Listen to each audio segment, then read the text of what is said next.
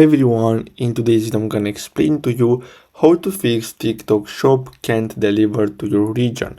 So basically, as you know, TikTok Shop is available only in this country. So you have Indonesia, Malaysia, the Philippines, Singapore, Thailand, the United Kingdom, and the United States, and Vietnam. So basically, if you are not from these countries here, so if your account is not set up in these countries, what you can do is that you can buy a SIM card from these countries here, and when you enter that SIM card in your phone and create an account, you're gonna fix this problem.